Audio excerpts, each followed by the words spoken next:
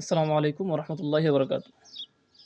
Guys আপনারা অনেকে বলছেন যে আপনাদের কানাডার ভিসার জন্য আবেদন করছেন কিন্তু কানাডার ভিসাটাগুলো রিজেক্ট হচ্ছে।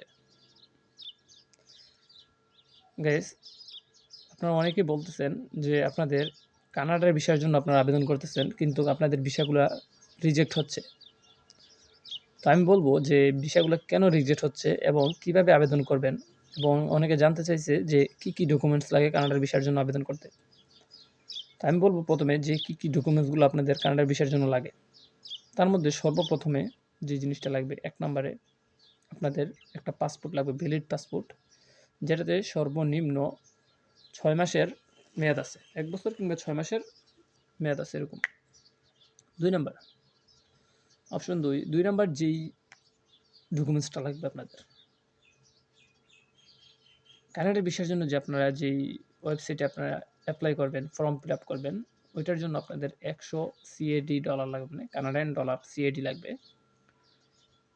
তার সাথে আপনারা যদি আপনারা যখন এটা অ্যাপ্লাই করবেন, তারপর আপনাদেরকে ওনারা ডাকবে যে মেডিকেল দেওয়ার জন্য। আমরা বাংলা ভাষায় যেটা মেডিকেল বলি, বাট ওইটা কোনো মেডিকেল না। ওইখানে আপনাদের জাস্ট ফিঙ্গারপ্রিন্ট রাখবে, তারপর আপনাদের বডি স্ক্যান করবে, যেহেতু আপনার ট্যুরিস্ট ভিসা যাবেন তার জন্য। ওখানে আরও আপনাদের $85 লাগবে, কানাডিয়ান সিএটি লাগবে। সর্বমোট যদি বলি যে কানাডার ভিসার জন্য অ্যাপ্লাই করতে আপনার ১৮৫ সিএটি লাগবে, কানাডিয়ান ডলার।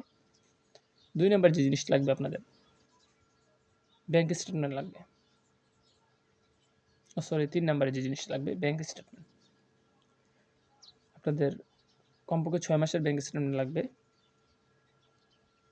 সাথে ব্যাংকের ভিতরে ৮ থেকে ১০ লাখ টাকা থাকতে হবে বাংলাদেশি টাকায়। আর যদি কানাডিয়ান সিএডি হিসাব করি তাহলে ৮ থেকে ১০,০০০ সিএডি থাকতে হবে এরকম।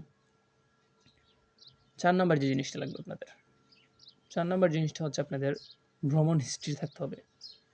স্ট্রং ভ্রমণ হিস্ট্রি থাকতে হবে।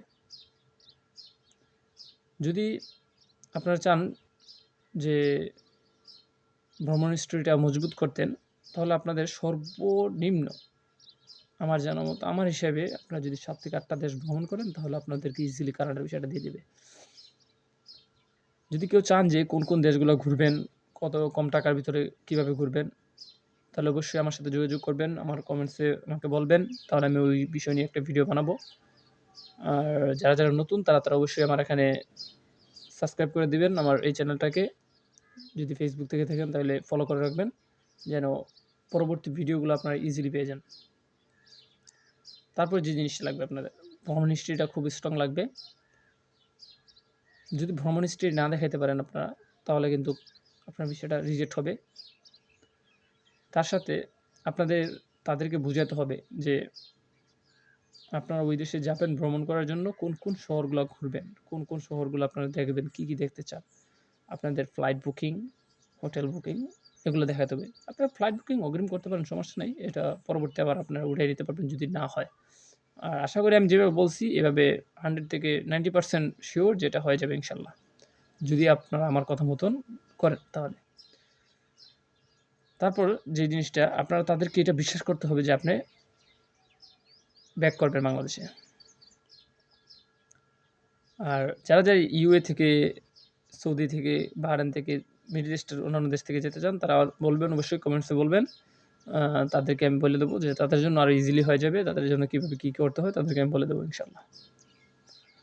অতএব আপনারা, আমি যে কথাগুলো বলছি, এই জিনিসগুলো যদি আপনারা মানেন, যদি এগুলো আপনাদের সবগুলো ঠিক থাকে, কাগজ সবগুলো ডকুমেন্টস যদি ঠিক থাকে, আমি যে ডকুমেন্টসগুলোর কথা বলছি, তাহলে আশা করি ১০০ থেকে ৯০% শিওর আপনারা কানাডার ভিসা পেয়ে যাবেন।